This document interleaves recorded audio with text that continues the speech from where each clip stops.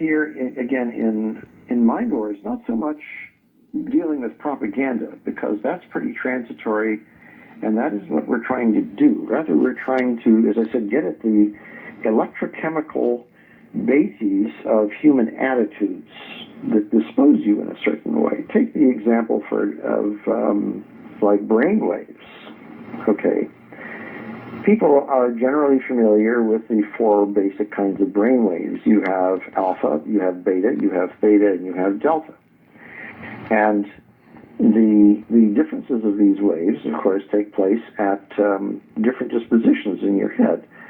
So alpha waves are where your head is at when you are in a relaxed, positive, and friendly state of mind. A good example, for example, is when you are watching TV. Yes. Or if you're just relaxed and in a pleasant mood. Beta are the waves that your brain is in when you are actively and aggressively thinking or working on a problem. That's when you are most mentally active, but it's also when you're the most nervous and the most brittle. So when we're trying to calm people down, we don't want them in a beta state, we want them in an alpha state. Theta is a kind of an interesting one, because when I was doing extensive research into work in the Soviet Union that had to do with their research in brainwaves, the Soviets discovered that theta had a very strong correlation with ESP phenomena.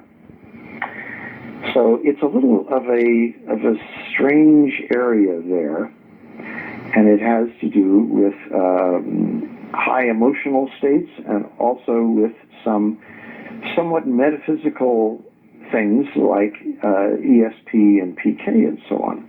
And that's a whole nother discussion in itself. The final one, delta, has to do with extreme relaxation and deep sleep.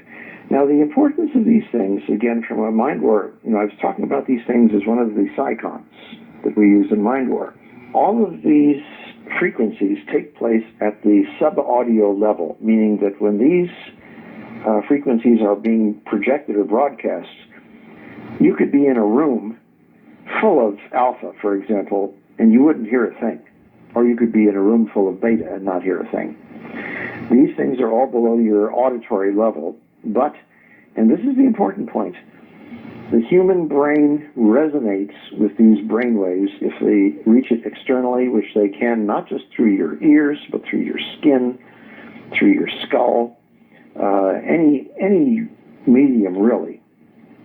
So if you have a bunch of grouchy people, to simplify this, and put them together in a room, and you want them to start cooperating and agreeing on something, first thing you do is switch on an electromagnetic generator and dial it to alpha and blanket the room with alpha. And without any of them really being aware of what's happened, they'll start relaxing and turning into a more positive frame of mind.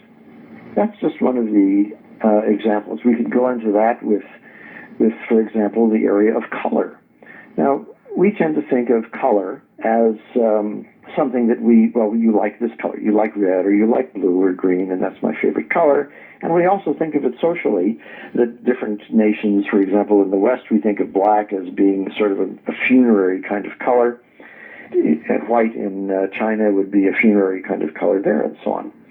Well, how many colors do you think you actually see? You only see 3 of them. Human beings are what are called trichromats. We have sensors in our eyes for red, blue, and green. And everything else that you think that you see is actually your brain combining different sensations of red, blue, and green to come up with all these other subtle colors that you think that you see all the time.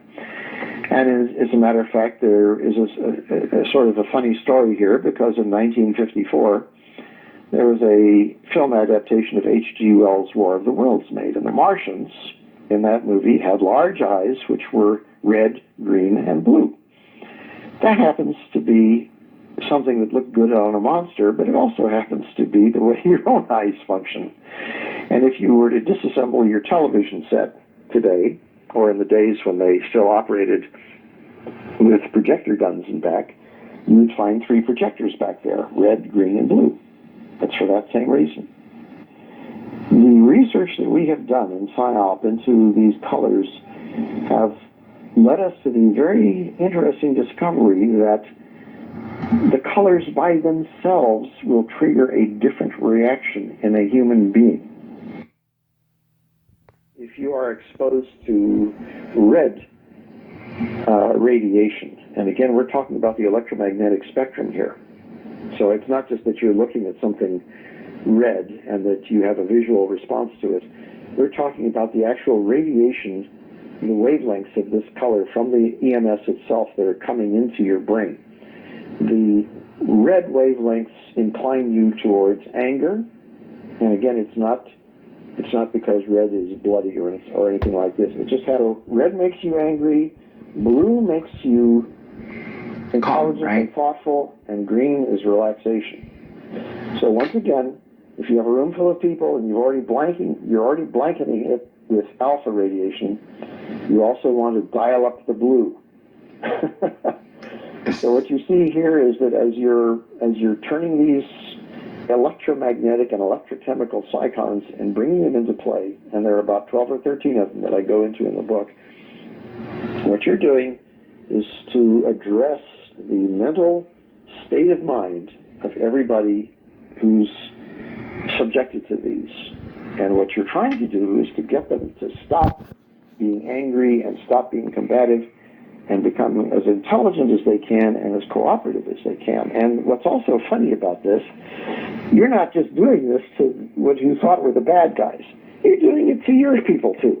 Most of these things are very omnidirectional, and most of them cannot be stopped because this kind of electromagnetic radiation is very, very penetrating. We are literally at the point now where scientific investigation is breaking these things down into actual parts of the electromagnetic spectrum and seeing what happens when you dose a human being, so to speak, with these areas of electromagnetic influence. Magnetism is another one of those interesting ones. Magnetic frequency, or fMRI, is now a very interesting area of research. They've been doing it at Yale and some other universities out here, and probably several over in Britain as well. And Stanford, too, he said, sure, right? And magnetism, which you normally don't think that you're subject to magnetism. You know, your body isn't built of iron or steel or anything, and you don't stick to anything when you touch a magnet. But you actually have a sensitivity to certain kinds of magnetism. You do have some magnetic materials in your body that are very fine and very delicate. These are, you might say, a sort of a human counterpart to what some birds have when they're using magnetic fields to navigate and so on.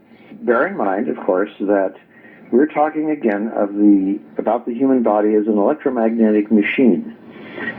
And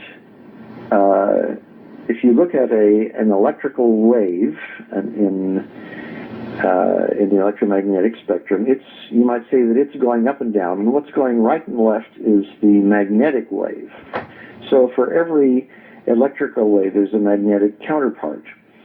And this all, not to go too far afield here, but these are the sorts of things that were getting Albert Einstein fascinated when he was trying to come up with his unified field theory, when he was trying to take all of electromagnetism and figure out that this was sort of the machinery of the entire universe, and that somewhere in here you could find things like gravity.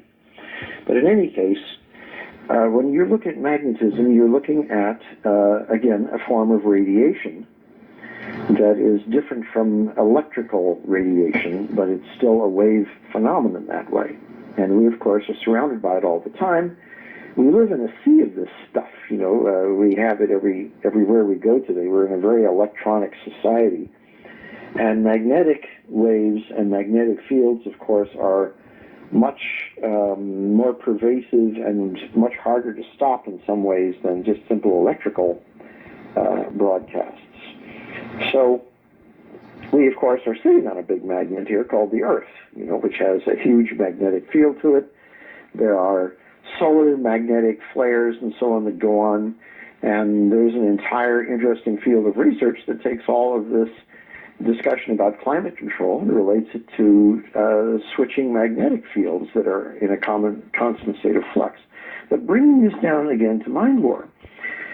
In about 2010, as I discovered, MIT neuroscientists discovered that application of magnetic fields to the right temporal lobe of the brain by means of non-invasive technique called transcranial magnetic stimulation, or TMS, can temporarily disrupt an individual's ability to make judgments based on previously learned morality.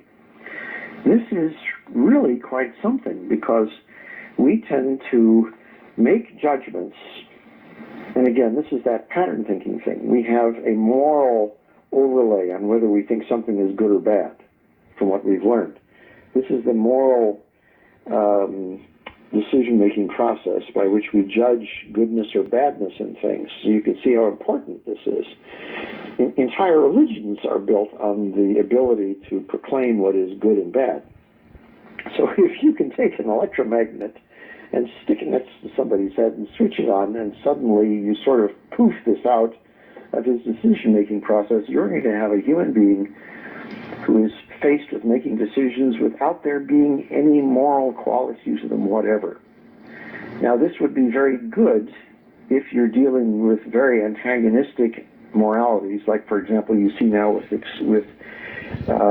extremism in things like Islam, where you don't want these intense moralities to govern people's decision-making. But you can also see how dangerous something like this, because morality is also the basis for our kind of underlying humanitarianism towards one another.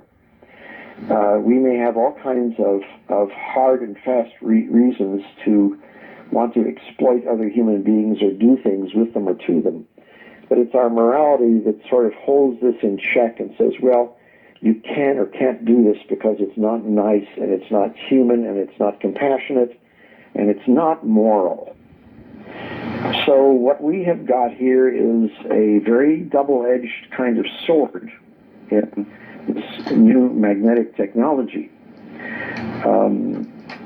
This field, generally, if you want to look for it, if your listeners want to look for it, look up functional magnetic resonance imaging, or fMRI, because this is the area in which you can not only, as I said, influence human morality, but believe it or not, and this is sort of really at the extreme edge of science these days, through fMRI, you can actually develop pictures so precise of a human brain's processing that you can create visual images of what that person is seeing or imagining. This is mind reading, guys. This is the kind of thing that used to only be there in science fiction stories and people, telling stories about what you were referring to earlier, about remote distance viewing and so on. This isn't operating over distances, but we have never before come to the point where we can actually touch somebody's head with sensors and read the person's thoughts and see what they are seeing. That's what fMRI is taking us to. And again, it's a very fascinating field, but also, as you can probably imagine, a very precarious, a very dangerous one, because once you start to be able to read somebody's thoughts, then you're really invading their personal privacy and what they try to conceal. Imagine if you're an intelligence interrogator and you were to use an advanced fMRI device on somebody that you're interrogating. It doesn't matter whether they're trying to lie to you or not, because you can go right into their head and see what they're thinking, so to speak.